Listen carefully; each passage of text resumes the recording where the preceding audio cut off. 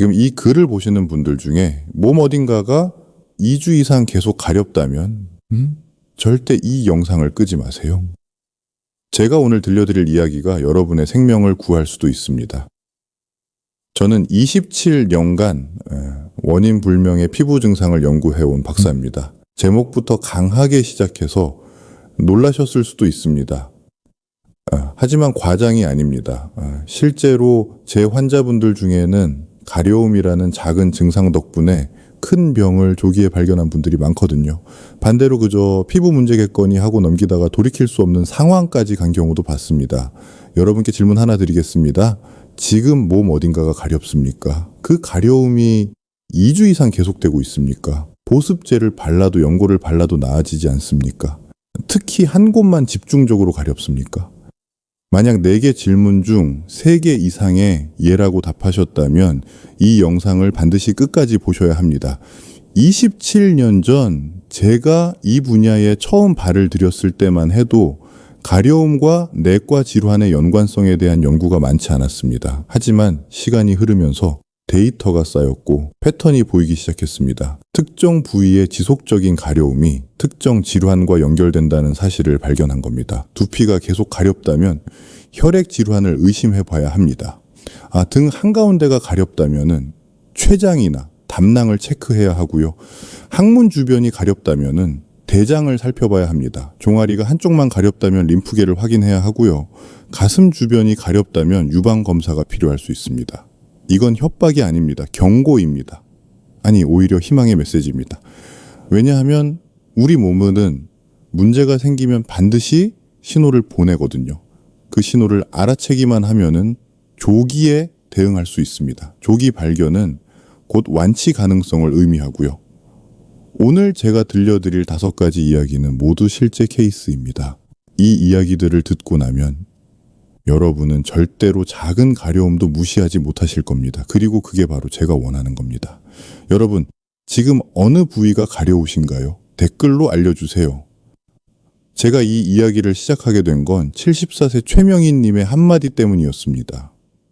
박사님, 제가 그때 그 가려움을 무시했더라면 지금 이 자리에 없었을 거예요.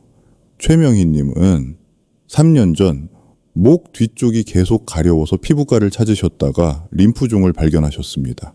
지금은 완치 판정을 받고 건강하게 지내고 계시죠. 최명희님은 늘 말씀하십니다. 그 작은 가려움이 제 목숨을 구했어요. 처음엔 정말 별거 아니라고 생각했대요. 여름이었으니까 땀 띠겠거니 했다고 하시더라고요. 파우더도 뿌려보고 시원하게 샤워도 자주 했는데 전혀 나아지질 않았다고 하셨습니다. 밤에는 더 심해져서 자다가도 깨서 긁곤 하셨대요. 남편분이 걱정할까봐 말도 못하고 혼자 끙끙 앓으셨다고 합니다. 그렇게 석 달을 참으시다가 결국 피부과를 찾으셨는데 의사 선생님이 이상하다 싶으셨나 봐요. 정밀 검사를 권하셨고 그게 최명희님의 생명을 구한 거죠. 이 이야기를 끝까지 들어야 전체 흐름을 알 수 있습니다. 오늘 제가 들려드릴 이야기는 바로 이런 이야기들입니다. 평범해 보이는 가려움 속에 숨어있던 몸의 절박한 신호들, 그리고 그 신호를 알아차려 생명을 구한 분들의 실제 이야기입니다. 부산 해운대에 사시는 71세 정동수님은 매일 아침 머리를 감으셨습니다. 깔끔한 것을 좋아하시는 분이셨죠. 30년 동안 중학교에서 수학을 가르치셨고 은퇴 후에도 규칙적인 생활을 하시는 모범적인 어르신이었습니다. 아침 7시에 일어나서 신문 보시고 8시에 산책 나가시고 저녁 10시면 주무시는 그런 규칙적인 생활이었어요. 그런데 작년부터 이상한 일이 생겼습니다. 오른쪽 귀 뒤쪽이 자꾸 가려웠던 겁니다. 처음엔 샴푸가 안 맞나 싶어서 바꿔봤어요. 30년 넘게 쓰던 샴푸인데 갑자기 안 맞을 리가 없잖아요. 그래도 혹시나 싶어서 비싼 것도 써보고 약국에서 파는 약용 샴푸도 써봤죠. 아내가 천연 샴푸가 좋다고 해서 그것도 써봤고요. 그런데 이상하게 그 부분만 계속 가려운 거예요. 정동수님은 거울로 봐도 아무것도 보이지 않았다고 하셨습니다. 붉음도 없고 뭐가 난 것도 아니고 그냥 멀쩡한 두피였습니다. 피부과에 가서 진찰을 받아도 특별한 이상은 없다고 했습니다. 의사 선생님이 스트레스 때문일 수도 있다고 하시더라고요. 은퇴하고 나서 무료해서 그런가 싶기도 했죠. 그래서 취미 생활도 시작했어요. 등산도 다니고 서예도 배우러 다녔죠. 하지만 가려움은 없어지지 않았습니다. 오히려 시간이 지날수록 더 심해졌죠. 특히 저녁이 되면은 참을 수 없을 정도로 가려웠습니다. 밤에 자다가도 무의식 중에 긁고 있는 제 자신을 발견했어요. 아침에 일어나면은 손톱에 피가 묻어 있을 때도 있었죠. 그런데도 두피를 봐도 상처는 안 보이는 거예요. 정말 이상했죠. 그러다가 몇 달 뒤 정동수님은 건강검진을 받으셨고 백혈병을 조기에 발견하셨습니다. 지금은 완치에 가까운 상태로 건강하게 지내고 계십니다. 매일 아침 공원에서 운동도 하시고 손자들과 시간을 보내는 행복한 할아버지가 되셨죠. 이런 중요한 정보를 더 많은 분들이 알 수 있도록 구독과 좋아요로 응원해 주세요. 끝까지 보시면 왜 지금 습관을 바꿔야 하는지 알게 됩니다. 이렇게 작은 변화만으로도 달라질 수 있습니다. 그래서 이제는 우리 일상에서 큰 질환과 직접 연결되는 가려움 증상들을 하나씩 자세히 짚어보겠습니다. 첫째, 두피 가려움 71세 정동수님의 아내분도 걱정이 많으셨습니다. 남편이 밤에 계속 뒤척이니 함께 잠을 설치게 되었던 겁니다. 아내가 그러더라고요. 당신 요즘 너무 예민해진 것 같다고. 사실 저도 느끼고 있었어요. 평소와 달리 짜증이 늘고 집중력도 떨어지고 그냥 나이 시련이 했죠. 그러던 어느 날 아침 정동수님은 양치를 하다가 이상한 점을 발견했습니다. 잇몸에서 피가 났는데 평소와 달리 피가 잘 멈추지 않았던 겁니다. 칫솔모가 너무 딱딱한가 싶어서 부드러운 걸로 바꿨어요. 그런데도 계속 피가 나는 거예요. 그리고 며칠 뒤에는 팔에 멍이 들었는데 부딪힌 기억도 없었죠.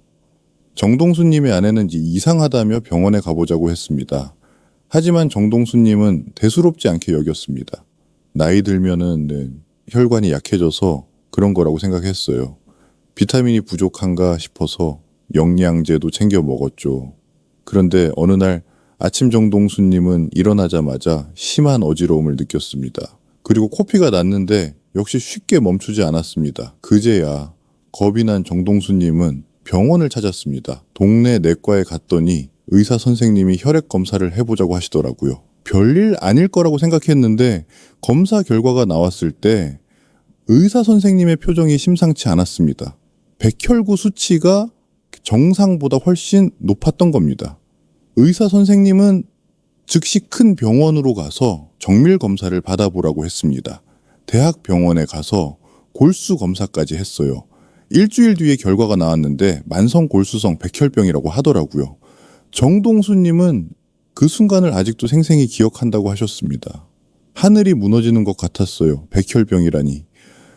드라마에서나 보던 병인데 내가 그 병에 걸렸다니 믿기지 않았죠. 하지만 의사 선생님은 희망적인 이야기도 해주셨습니다. 다행히 초기에 발견해서 치료 가능성이 높다는 것이었습니다. 한국혈액학회의 연구 자료를 보면 만성골수성 백혈병 환자의 이게 약 35%가 진단받기 전에 두피 가려움을 경험한다고 합니다. 의사 선생님이 그러시더라고요. 두피 가려움이 백혈병의 첫 신호일 수 있다고. 암세포가 늘어나면서 나오는 물질들이 신경을 자극해서 가려움을 느끼게 된다고요. 특히 머리 부분은 혈액순환이 활발해서 더 민감하게 반응한다고 하더라고요. 정동수님은 즉시 치료를 시작했습니다. 매일 약을 먹어야 했고 정기적으로 검사를 받아야 했습니다. 처음엔 부작용도 있었어요.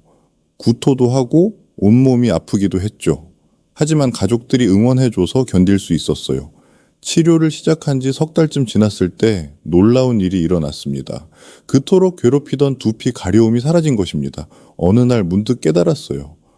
아, 머리가 안 가렵구나. 그동안 얼마나 괴로웠는지 그때 알았죠. 의사 선생님은 치료가 잘 되고 있는 증거라고 하셨어요. 68세 박영수 님도 비슷한 경험을 하셨습니다. 박영수 님은 머리를 감아도 계속 가려워서 하루에 2번씩 샴푸를 하셨대요. 그래도 소용없었죠. 나중에 알고 보니 역시 백혈병이었습니다. 다행히 조기에 발견해서 치료를 잘 받으셨고 지금은 건강하게 지내고 계십니다. 두피는 잘 안 보이는 곳이잖아요. 계속 가렵다면, 특히 한 곳만 계속 가렵다면은 꼭 병원에 가보세요. 그리고 피로감이나 멍이 잘 드는 증상이 있다면 더더욱 그렇고요. 여러분은 두피가 얼마나 자주 가려우신가요? 둘째, 등 가려움 대구 수성구에 사시는 70세 한순자님은 동네에서 소문난 건강한 분이셨습니다. 매일 새벽 5시에 일어나 1시간씩 요가를 하시고 등산도 일주일에 2번은 꼭 가셨죠. 젊었을 때부터 운동을 좋아했어요. 남편이 일찍 돌아가시고 혼자 아이들을 키우느라 힘들었지만 운동하면서 스트레스를 풀었죠. 덕분에 이 나이에도 약 한 알 안 먹고 살았어요. 그런 한순자님에게 이상한 증상이 나타난 건 작년 여름이었습니다. 등 한가운데가 가려워지기 시작한 겁니다. 정확히 어깨뼈 사이 손이 닿기 힘든 그 부분이었어요. 처음엔 땀 때문인가 싶었죠. 여름이니까 땀이 차서 그런가 싶어서 자주 씻고 파우더도 뿌려봤어요. 하지만 가려움은 계속됐습니다. 한순자님은 온갖 방법을 다 써봤습니다. 침대 매트리스도 새로 바꿨어요. 혹시 진드기 때문인가 싶어서요. 옷도 면으로만 입고 세제도 순한 걸로 바꿨죠. 심지어 등을 긁는 도구까지 샀어요. 효자손이라고 하던가요. 그런데도 낫지 않는 거예요. 특이한 점은 가려운 부위가 정확히 한 곳이었다는 겁니다. 이상한 건 딱 그 자리만 가려웠다는 거예요. 주변은 멀쩡한데 손바닥만 한 부분만 계속 근질근질했어요. 마치 안에서 뭔가가 간지럽히는 것 같은 느낌이었죠. 한순자님의 딸도 걱정이 많았습니다. 어머니가 밤에 잠을 제대로 못 주무시니 예민해지셨던 겁니다. 딸이 피부과에 가 보라고 했어요. 그래서 동네 피부과에 갔는데 의사 선생님이 보시더니 특별한 이상은 없다고 하셨어요. 네, 보습제 처방해 주시면서 잘 바르라고만 하시더라고요. 하지만 보습제를 발라도 연고를 발라도 가려움은 사라지지 않았습니다. 오히려 밤이 되면 더 심해졌죠. 잠을 자려고 누우면 더 가려웠어요. 긁고 싶은데 손이 안 닿으니까 더 미칠 것 같았죠. 벽에 등을 비비기도 하고 가족들한테 긁어달라고 부탁하기도 했어요. 그러던 중 한순자님은 다른 증상도 느끼기 시작했습니다. 밥맛이 없어졌어요. 평소에 입맛이 좋은 편인데 뭘 먹어도 맛이 없는 거예요. 그리고 자꾸 속이 더부룩하고 소화가 안 됐죠. 한순자님은 나이 때문이려니 하고 넘겼습니다. 하지만 며느리의 권유로 동네 병원에서 건강검진을 받게 되었습니다. 1년에 한 번씩 하는 검진이었어요. 별 기대 없이 받았는데 검진 결과 간 수치가 정상보다 높게 나왔습니다. 의사 선생님은 정밀 검사를 권했습니다.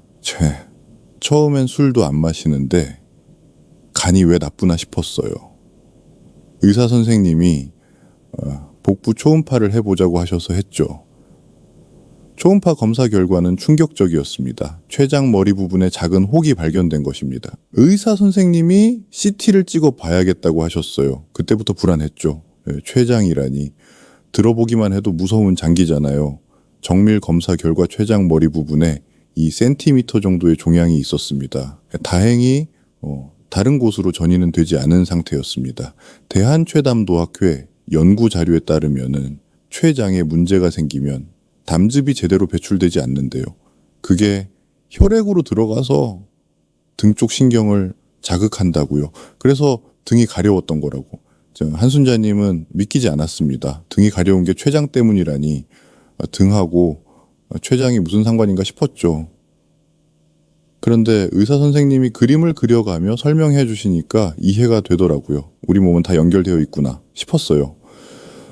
한순자님은 곧바로 수술 일정을 잡았습니다. 가족들은 많이 걱정했지만 한순자님은 담담했습니다. 일찍 발견한 게 천만다행이라고 하셨어요. 췌장암은 증상이 늦게 나타나서 발견했을 때는 이미 손 쓸 수 없는 경우가 많다고요. 저는 등 가려움 덕분에 일찍 발견한 거죠.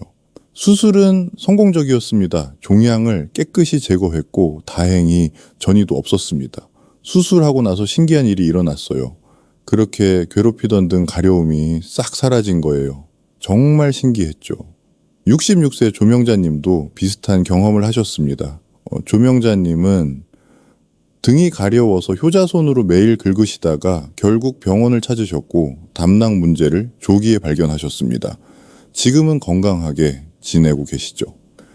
등 가려움과 함께 피로감이 있거나 소화가 안 되거나 소변색이 진해지면은 꼭 병원에 가보세요. 그리고 살이 빠지는 것도 주의해야 해요. 저도 수술 전에 보니까 3kg 정도 빠졌더라고요. 등이 계속 가렵다면은 어떻게 대처하시겠습니까? 셋째, 항문 주변 가려움. 서울 노원구에 사시는 73세 이광수님의 이야기는 많은 분들에게 용기를 줄 수 있을 것 같습니다. 이광수님은 6개월 동안 혼자서 고민하고 괴로워하셨습니다. 부끄러운 얘기지만 항문 주변이 계속 가려웠어요. 처음엔 치질인가 싶었죠. 나이 들면 다들 그런 거 하나씩 있다고 하잖아요. 이광수님은 조용히 약국을 찾았습니다. 약사한테 직접 말하기도 민망해서 그냥 치질약 달라고 했어요. 연고를 사다가 열심히 발랐죠. 일주일쯤 지나면 나아질 거라고 생각했는데 하지만 가려움은 나아지지 않았습니다. 오히려 시간이 지날수록 더 심해졌죠. 특히 밤에 심었어요. 자려고 누우면 더 가려워서 잠을 못 잤죠. 긁으면 안 되는 걸 알면서도 참을 수가 없었어요. 이광수님은 식습관도 바꾸셨습니다. 인터넷에서 찾아보니까 변비 때문에 그럴 수 있다고 하더라고요. 그래서 채소를 많이 먹고 물도 하루에 8잔씩 마셨어요. 요구르트도 매일 먹고 산책도 열심히 됐죠. 좌욕도 시작했습니다. 따뜻한 물에 앉아 있으면 조금 나아지는 것 같았습니다. 매일 아침 저녁으로 좌욕을 했어요. 그런데 이상한 건 좌욕하고 나면 잠깐 괜찮아졌다가 또 가려워지는 거예요. 이광수님의 아내도 남편의 이상한 행동을 눈치챘습니다. 자꾸 화장실에 오래 있고 뭔가 불편해하는 것 같은데 물어봐도 괜찮다고만 하니까. 나중에 알고 보니 아내도 눈치채고 있었더라고요. 그런데 저한테 먼저 말하기가 어려웠대요. 시간이 지나면서 이광수님은 다른 증상도 느끼기 시작했습니다. 화장실에서 변을 보는데 뭔가 이상한 느낌이 들었어요. 시원하게 나오지도 않고 자꾸 화장실에 가고 싶고, 그리고 가끔 붉은 변이 나왔어요. 그러던 어느 날 결정적인 일이 일어났습니다. 화장실에서 피를 봤어요. 선홍색이 아니라 검붉은색이었죠. 그때 정말 무서웠어요. 이광수님은 더 이상 참을 수 없었습니다. 용기를 내어 병원을 찾았습니다. 처음엔 동네 항문외과에 갔어요. 의사 선생님한테 증상을 설명하니까 직장 수지 검사를 하시더라고요. 부끄러웠지만 참았죠. 검사 결과 의사 선생님은 심각한 표정을 지으셨습니다. 뭔가 만져진다면서 대장 내시경을 해보자고 하셨어요. 그때부터 불안했죠. 대장 내시경 검사 결과는 충격적이었습니다. 항문에서 5cm 정도 위쪽에 작은 종양이 발견된 것입니다.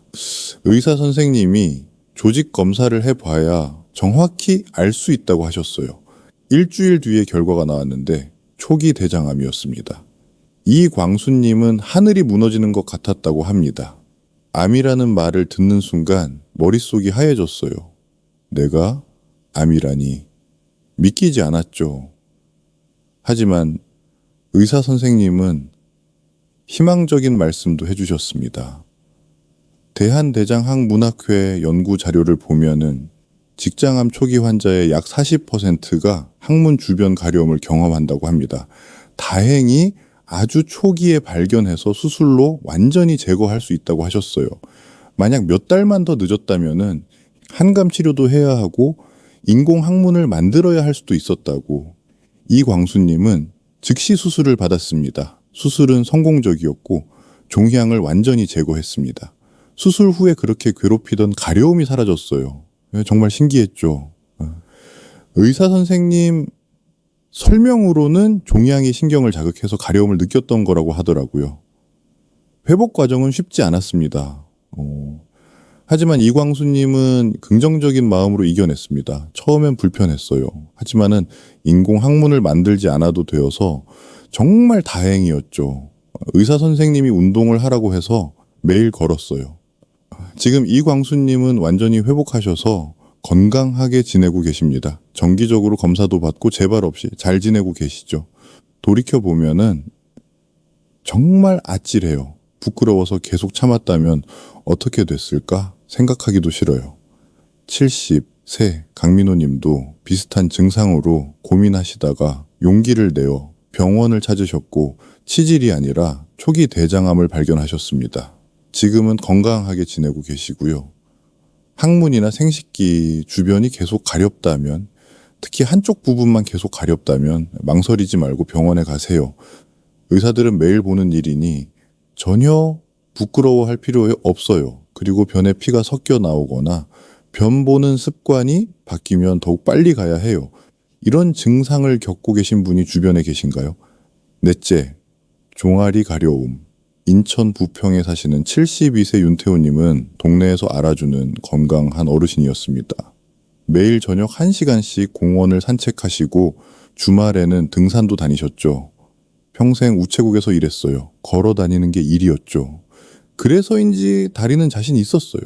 72살에도 젊은 사람 못지않게 걸었으니까요. 그런 윤태호님에게 이상한 증상이 나타난 건 작년 겨울이었습니다. 왼쪽 종아리 앞쪽이 가려워지기 시작했어요. 처음엔 겨울이라 피부가 건조한가 싶었죠. 우리 집이 너무 건조해서 그런가 싶어서 가습기도 틀고 로션도 듬뿍 발랐어요. 하지만 보습제를 발라도 가려움은 계속됐습니다. 특이한 점은 오른쪽은 멀쩡한데 왼쪽 종아리만 가렵다는 것이었습니다. 양쪽이 다 가려우면 그냥 건조해서겠거니 했을 텐데 한쪽만 가려우니까 이상했죠.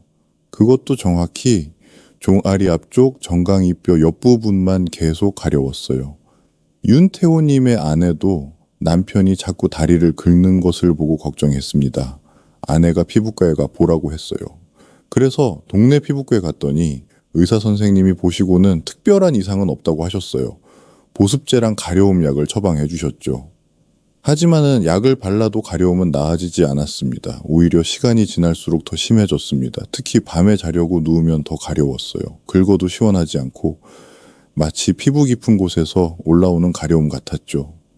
아내 말로는 제가 자면서도 계속 긁었다고 하더라고요. 윤태호님은 여러 가지 방법을 시도해봤습니다. 찜질도 해보고 마사지도 받아봤어요. 혈액순환이 안 돼서 그런가 싶어서 운동도 더 열심히 했죠. 그런데 이상하게 운동하고 나면 더 가려운 거예요. 그러던 중 윤태호님은 다른 증상들도 느끼기 시작했습니다. 이상하게 피곤했어요. 평소에는 1시간씩 걸어도 멀쩡했는데 30분만 걸어도 힘들더라고요. 그리고 밤에 식은땀이 났어요. 잠옷이 젖을 정도로요. 가장 이상한 건 체중이 줄어든 것이었습니다. 특별히 다이어트를 한 것도 아닌데 2달 사이에 5kg램이 빠졌어요. 아내가 그러더라고요. 얼굴이 많이 야위었다고. 윤태호님의 딸이 아버지의 상태를 보고 큰 병원에 가보자고 했습니다. 딸이 의사인데 제 증상을 듣고는 검사를 받아봐야 하겠다고 하더라고요. 별일 아닐 거라고 생각했는데 병원에서 혈액 검사를 했더니 염증 수치가 높게 나왔습니다. 의사 선생님은 추가 검사가 필요하다고 했습니다. CT를 찍었어요. 그런데 가슴 부위 림프절이 부어무 있다고 하더라고요. 그때부터 불안했죠. 정밀 검사 결과 윤태호님은 림프종 진단을 받았습니다. 림프종이라는 게 뭔지도 몰랐어요. 의사 선생님이 설명해 주셨는데 림프계에 생기는 암이라고. 예. 그 말을 듣는 순간 정말 무서웠죠. 국립암센터 자료에 따르면은 림프종이 생기면 몸에서 여러 가지 물질들이 나온대요. 그게 신경을 자극해서 가려움을 느낀다고요. 특히 다리 쪽 신경이 예민하게 반응한다고 하더라고요. 윤태호님은 즉시 항암 치료를 시작했습니다. 처음엔 두려웠지만 가족들의 응원으로 용기를 냈습니다. 항암 치료가 힘들다고 들었는데 정말 그렇더라고요. 구토도 하고 머리카락도 빠지고 하지만 살아야겠다는 생각뿐이었어요. 놀라운 건 항암 치료를 시작하고 얼마 지나지 않아 종아리 가려움이 사라졌다는 것입니다. 2번째 항암 치료를 받고 나서부터 가려움이 줄어들기 시작했어요. 그리고 4번째 치료 후에는 완전히 사라졌죠. 정말 신기했어요. 윤태호님은 6차례 항암 치료를 모두 마쳤습니다. 다행히 치료 반응이 좋아서 완치에 가까운 상태가 되었습니다. 지금은 3개월에 한 번씩 검사만 받고 있어요. 의사 선생님이 초기에 발견해서 정말 다행이라고 하셨어요. 종아리 가려움이 없었다면은 더 늦게 발견했을 거라고. 65세 김철수 님도 한쪽 종아리가 계속 가려워서 병원을 찾으셨다가 림프종을 조기에 발견하셨습니다. 지금은 건강하게 지내고 계시고요. 종아리가 한쪽만 계속 가렵고 특히 피로감이나 체중 감소, 식은땀 같은 증상이 있다면은 꼭 검사를 받아보세요. 예.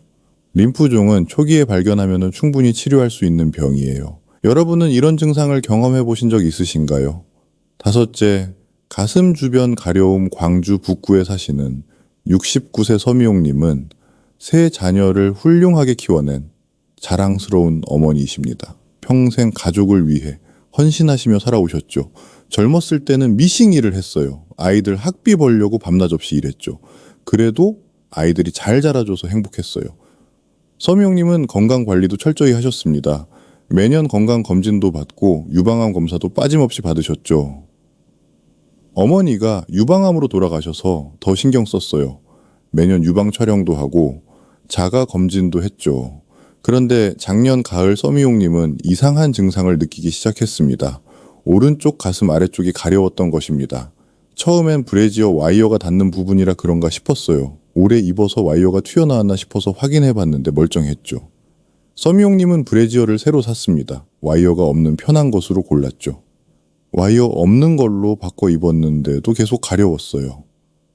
그래서 이번엔 세제 때문인가 싶어서 저자극 세제로 바꿨죠. 속옷도 천연 섬유로 된 것만 입었고요. 하지만 가려움은 사라지지 않았습니다. 오히려 시간이 지날수록 더 신경 쓰였습니다. 딱 한 부분 오른쪽 가슴 아래쪽만 계속 근질거렸어요. 겉으로 봐서는 아무것도 없는데 말이죠. 빨갛지도 않고 뭐가 난 것도 아니고. 서미용님은 피부과를 찾았습니다. 의사 선생님이 보시더니 습진 같다고 하셨어요. 연고를 처방해 주셔서 열심히 발랐죠. 일주일쯤 지나면 낫 거라고 생각했는데 연고를 발라도 가려움은 계속됐습니다. 서미용님의 딸이 걱정하기 시작했습니다. 딸이 그러더라고요. 엄마 유방 외과에 가봐야 하는 거 아니냐고. 그런데 나는 매년 검사 받는데 뭐가 있겠나 싶었죠. 그러던 어느 날 서미용님은 거울을 보다가 이상한 점을 발견했습니다. 샤워하고 나서 거울을 봤는데 가려운 부위에 피부가 좀 달라 보였어요. 약간 두꺼워진 것 같기도 하고 오렌지 껍질처럼 울퉁불퉁한 느낌이었죠. 서미용님은 불안한 마음에 손으로 만져봤습니다. 딱딱한 덩어리는 없었어요. 그런데 피부가 좀 딱딱한 느낌이었죠. 평소랑 다른 느낌이었어요. 딸의 강권으로 서미용님은 유방외과를 찾았습니다. 의사 선생님이 진찰하시더니 표정이 심각해지셨어요. 유방 촬영과 초음파를 해보자고 하셨죠. 검사 결과 의사 선생님은 조직검사가 필요하다고 했습니다. 조직검사라는 말에 가슴이 철렁했어요. 혹시 암인가 싶어서. 일주일을 기다리는 동안 잠도 못 잤죠. 검사 결과는 염증성 유방암이었습니다. 염증성 유방암이라는 걸 처음 들어봤어요.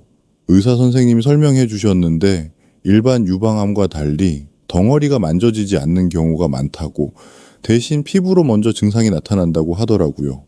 대한유방암학회 자료를 보면은 염증성 유방암은 덩어리가 만져지지 않고 피부 증상으로 먼저 나타나는 경우가 많다고 합니다. 서미용님은 충격을 받았지만 곧 치료에 전념하기로 마음먹었습니다. 처음엔 왜 나한테 이런 일이 하고 원망도 했어요. 그런데 의사 선생님이 그러시더라고요. 초기에 발견해서 다행이라고, 가려움 증상 덕분에 일찍 발견했다고요. 서미용님은 즉시 항암 치료를 시작했습니다. 힘든 과정이었지만 가족들의 사랑으로 이겨냈습니다. 항암 치료하면서 머리카락도 다 빠지고 많이 힘들었어요. 그런데 아이들이 번갈아가며 간호해주고 손자들이 할머니 예뻐요 하고 응원해주니까 힘이 났죠. 치료를 시작한 지 한 달쯤 지났을 때 놀라운 일이 일어났습니다. 그렇게 괴롭히던 가려움이 줄어들기 시작했어요. 항암 치료가 효과가 있다는 증거라고 의사 선생님이 말씀하셨죠. 서미용님은 항암 치료와 수술, 방사선 치료를 모두 마쳤습니다. 지금은 호르몬 치료를 받으며 건강하게 지내고 계십니다. 수술하고 나서 조직 검사를 다시 했는데 암세포가 다 없어졌다고 하더라고요. 정말 기뻤죠. 67세 이영희 님도 가슴 주변이 가려워서 병원을 찾으셨다가 유방감을 초기에 발견하셨습니다. 지금은 완치 판정을 받으셨고요. 가슴 주변이 계속 가렵고 특히 한 부분만 가렵다면 주의하세요. 피부가 두꺼워지거나 색이 변하거나 오렌지 껍질처럼 보인다면 더더욱 빨리 병원에 가야 해요. 그리고 이건 여성만의 문제가 아니에요. 남성도 유방암에 걸릴 수 있으니까요. 이런 정보가 더 많은 분들께 전해질 수 있도록 구독과 좋아요로 도와주세요. 첫째, 가려움의 패턴을 기록하세요. 많은 분들이 그냥 가렵다고만 생각하시는데 사실 가려움에도 패턴이 있습니다. 언제 가장 가려운지, 어떤 상황에서 심해지는지, 얼마나 오래 지속되는지를 메모해두면 병원에서 진단할 때 정말 큰 도움이 됩니다. 스마트폰 메모장을 활용해 보세요. 매일 아침 저녁으로 가려움의 강도를 10점 만점으로 체크하는 거예요. 오늘은 5점이다, 내일은 7점이다 이런 식으로요. 그리고 낮과 밤의 차이도 적어두시고요. 운동하고 나서 더 가려워지는지, 식사 후에 심해지는지도 함께 기록하세요. 최소 2주 이상은 기록해야 정확한 패턴을 파악할 수 있습니다. 하루 이틀 기록으로는 판단하기 어렵거든요. 그리고 이 기록을 가지고 병원에 가시면 의사 선생님이 훨씬 정확하게 진단하실 수 있어요. 실제로 제 환자분들 중에도 이렇게 기록을 가져오신 분들이 진단이 훨씬 빨랐습니다. 언제부터 가려웠는지, 어떤 상황에서 심해지는지 정확히 알 수 있으니까요. 가려움이 밤에만 심한지, 하루 종일 계속되는지도 중요한 단서가 됩니다. 밤에만 심하다면 혈액순환과 관련이 있을 수 있고요. 하루 종일 계속된다면 피부 자체의 문제일 수도 있거든요. 여러분은 증상을 기록하는 습관이 있으신가요? 둘째, 동반 증상을 놓치지 마세요. 가려움만 단독으로 있는 경우는 사실 드뭅니다.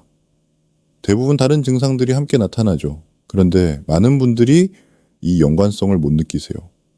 피로하고 가려운 게 무슨 상관이냐고 생각하시는 거죠. 하지만 우리 몸은 다 연결되어 있습니다. 피로감이 계속되는지 체크해 보세요. 요즘 들어 유난히 피곤하지 않으신가요?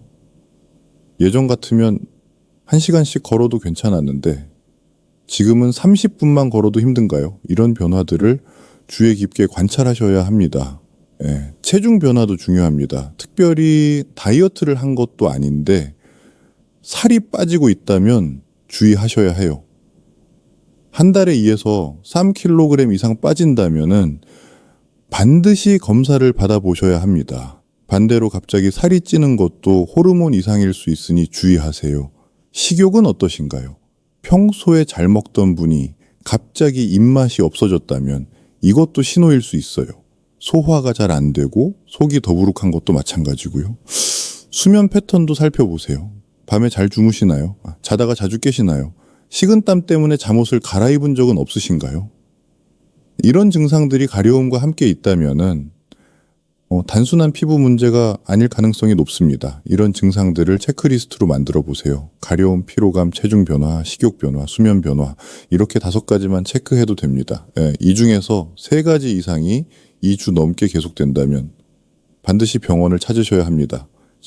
작은 변화도 소홀히 하지 않는 게 중요하지 않을까요? 셋째, 가족력을 꼭 확인하세요. 부모님이나 형제자매 중에 암 병력이 있으신가요?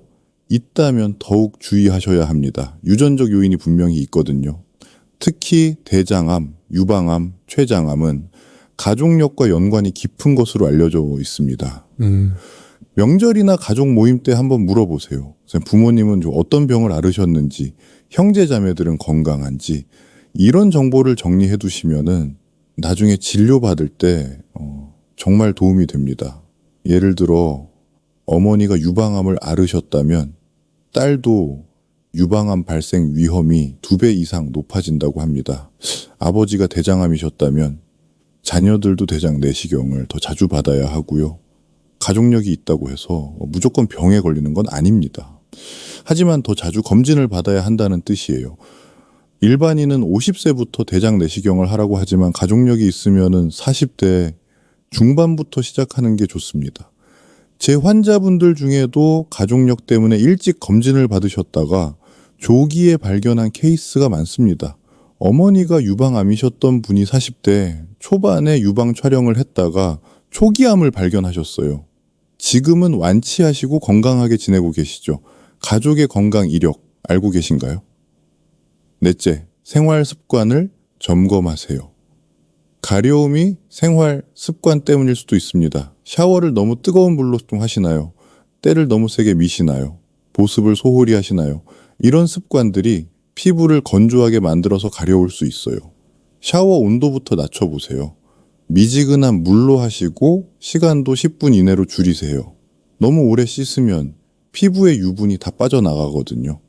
비누도 순한 걸로 쓰시고 때를 미는 건 일주일에 한 번 정도만 하세요. 보습제는 샤워 후 3분 이내에 바르는 게 가장 효과적입니다. 피부에 물기가 남아있을 때 발라야 수분을 가둘 수 있어요. 저녁에 한 번, 아침에 한 번, 하루 2번은 꼭 바르세요.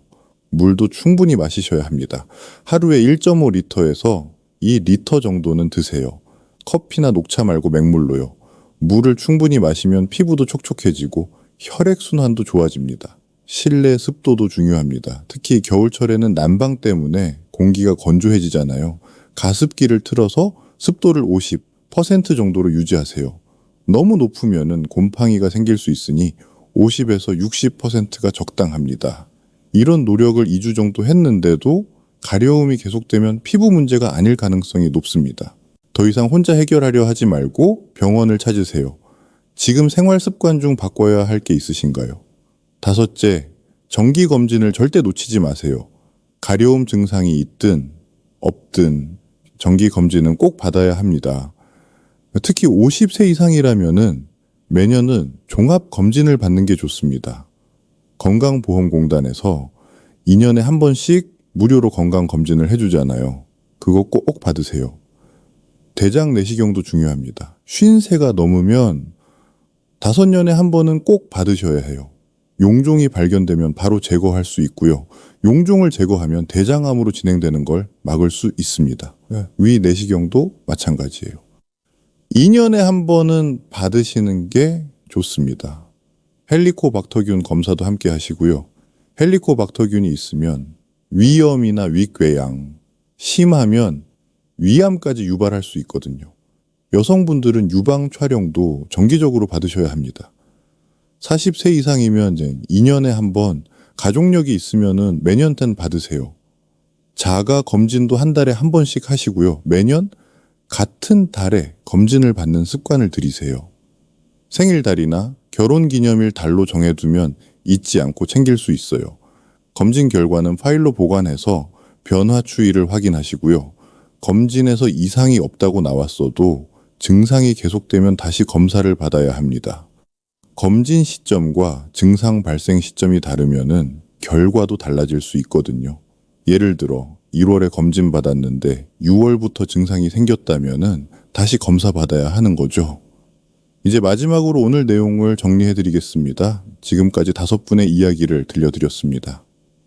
71세 정동수님의 두피 가려움, 70세 한순자님의 등 가려움, 73세 이광수님의 항문 가려움, 72세 윤태호님의 종아리 가려움, 그리고 69세 서미용님의 가슴 가려움.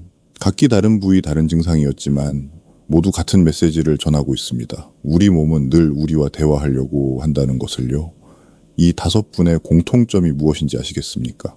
첫째, 겉으로는 아무 이상이 없었다는 것입니다. 발진도 없고 상처도 없고 벌레 물린 자국도 없었습니다. 그저 가려웠을 뿐입니다.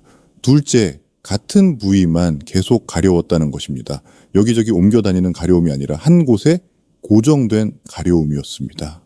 셋째, 일반적인 치료로는 낫지 않았다는 것입니다. 보습제를 발라도 연고를 발라도 생활 습관을 바꿔도 가려움은 사라지지 않았습니다. 넷째, 다른 증상들이 함께 나타났다는 것입니다. 그 피로감, 체중 감소, 소화불량 등 언뜻 관련 없어 보이는 증상들이 있었습니다. 5째, 그리고 가장 중요한 것은 모두 조기에 발견했다는 것입니다. 가려움이라는 작은 신호를 무시하지 않았기에 큰 병을 잡을 때 잡을 수 있었습니다. 만약 이분들이 그냥 나이 탓이려니 하고 6개월, 1년을 더 참았다면 어땠을까요? 생각만 해도 아찔합니다. 백혈병이 진행되면 골수 이식이 필요할 수 있고요. 췌장암이 퍼지면은 생존율이 급격히 떨어집니다. 대장암이 다른 장기로 전이되면은 치료가 매우 어려워지죠. 림프종도 마찬가지고 유방암도 그렇습니다. 하지만 조기에 발견하면 이야기가 완전히 달라집니다. 오늘 소개한 5분 모두 건강을 되찾으셨습니다. 정기적인 검진만 받으면 되는 상태가 되셨죠. 가족들과 행복한 시간을 보내고 계십니다. 손자들과 놀아주고 여행도 다니시고요. 이 모든 게 작은 신호를 놓치지 않았기에 가능했던 겁니다. 나이가 들면은 여기저기 아픈 곳이 많아집니다. 그래서 작은 증상들을 나이 탓으로 돌리기 쉽습니다. 무릎도 아프고 허리도 아프고 어깨도 아프니까 가려움쯤이야 별거 아니라고 생각하시는 거죠. 하지만 오늘 들으신 이야기들이 보여주듯 때로는 그 작은 증상이 생명을 구하는 열쇠가 될 수 있습니다. 그렇다면은 어떤 가려움을 주의해야 할까요? 첫째, 2주 이상 지속되는 가려움입니다. 일시적인 가려움은 정말 건조함이나 알레르기 때문일 수 있습니다. 며칠 가렵다가 사라지는 건 괜찮아요. 하지만 2주가 지나도 계속된다면 주의가 필요합니다. 둘째, 특정 부위에만 나타나는 가려움입니다. 온몸이 가려운 것과 한 곳만 가려운 것은 의미가 다릅니다. 온몸이 가려우면은 피부 건조증이나 알레르기일 가능성이 높아요. 하지만 특정 부위만 가렵다면 그 부위와 관련된 내부 장기를 의심해 봐야 합니다. 특히 오늘 소개한 5부위는 더욱 주의하셔야 합니다. 두피, 등, 항문과 생식기 주변, 종아리, 가슴. 이 부위들의 가려움은 특별한 의미를 가질 수 있거든요. 두피는 혈액 질환, 등은 췌장이나 담낭 질환, 항문은 대장 질환, 종아리는 림프계 질환, 가슴은 유방 질환과 연관될 수 있습니다. 셋째, 일반적인 치료에 반응하지 않는 가려움입니다. 보습제를 열심히 발라도, 연고를 발라도, 샤워 습관을 바꿔도, 가습기를 틀어도 나아지지 않는다면 이건 피부 문제가 아닐 가능성이 높습니다. 몸속에 문제가 있어서 피부로 신호를 보내는 거거든요. 넷째, 다른 증상과 함께 나타나는 가려움입니다. 가려움만 단독으로 있는 게 아니라 피로감, 체중 변화, 식욕 부진, 발열, 식은땀 같은 증상이 함께 있다면 반드시 검사를 받아보세요. 이런 증상들은 몸이 보내는 SOS 신호입니다. 제가 오늘 이 이야기들을 들려드린 이유는 여러분을 겁주기 위해서가 아닙니다. 오히려 희망을 드리고 싶었습니다. 우리 몸은 참으로 지혜롭습니다. 안에서 무언가 잘못되면 밖으로 신호를 보냅니다. 때로는 통증으로, 때로는 부어오름으로, 그리고 때로는 가려움으로 말입니다. 중요한 것은 그 신호를 알아차리는 것입니다. 나이 들면 다 그런 거지 하고 넘기지 말고 왜 이 부위만 계속 가려울까 하고 관심을 가져보세요. 병원 가는 것이 무섭거나 부담스러우신가요? 하지만은 생각해 보세요. 오늘 소개한 5분 모두 병원에 갔기 때문에 건강을 되찾으셨습니다. 조기에 발견했기 때문에 치료도 수월했고 결과도 좋았습니다. 특히 혼자 사시는 어르신들은 더욱 자신의 몸에 관심을 가지셔야 합니다. 가족이 옆에 있으면은 증상을 말할 수 있지만 혼자 계시면은 그냥 참고 넘기기 쉽거든요. 가족이 없어도 이웃이 있고 친구가 있습니다. 서로의 건강을 챙겨주는 것, 그것이 진정한 이웃 사랑입니다. 그리고 부끄러운 부위의 증상이라고 참지 마세요. 항문이 가려워도, 생식기 주변이 가려워도 부끄러워하지 마세요. 의사들에게는 일상적인 일입니다. 매일 수십 명을 진료하는데 여러분만 특별한 게 아니에요. 여러분의 건강과 생명보다 중요한 것은 없습니다. 오늘 당장 실천할 수 있는 단 하나를 말씀드린다면 이겁니다. 지금 몸 어딘가가 2주 이상 계속 가렵다면 메모를 시작하세요. 스마트폰 메모장에 날짜와 가려운 정도를 기록하세요. 언제 가장 가려운지, 다른 증상은 없는지도 함께 적어두세요. 그리고 그 메모를 들고 병원을 찾으세요. 이 간단한 행동이 여러분의 생명을 구할 수 있습니다. 오늘 저는 가려움이라는 작은 신호가 저에 어떻게 큰 병을 알려주는지에 대한 이야기를 들려드렸습니다. 두피, 등, 항문, 종아리, 가슴, 이 5부위의 가려움이 때로는 림프종, 췌장암, 대장암, 백혈병, 유방암의 신호일 수 있다는 것을 기억해 주세요. 하지만 모든 가려움이 암을 의미하는 것은 아닙니다. 대부분의 가려움은 정말 단순한 피부 문제일 수 있습니다. 중요한 것은 지속적이고 국소적이며 일반적인 치료에 반응하지 않는 가려움을 주의 깊게 보는 것입니다. 왜 이 부위만 계속 가려울까? 이 간단한 질문이 여러분의 건강을 나아가 생명을 지킬 수 있습니다. 마지막으로 한 가지 더 당부드립니다. 오늘 이 이야기를 들으신 여러분, 주변에 혼자 계신 어르신이나 건강이 걱정되는 분이 있다면 이 이야기를 전해주세요. 작은 관심이 누군가의 생명을 구할 수 있습니다. 건강은 잃고 나서야 그 소중함을 알게 됩니다. 하지만 우리 몸이 보내는 신호에 귀 기울인다면 건강을 잃기 전에 지킬 수 있습니다. 오늘도 건강하세요. 그리고 작은 신호도 놓치지 마세요. 여러분의 몸이 전하는 이야기에 귀 기울이는 것, 그것이 진정한 건강의 시작입니다. 여러분 모두의 건강하고 행복한 노후를 기원합니다. 여러분, 지금 가려운 부위가 있으신가요? 댓글로 꼭 알려주세요. 감사합니다.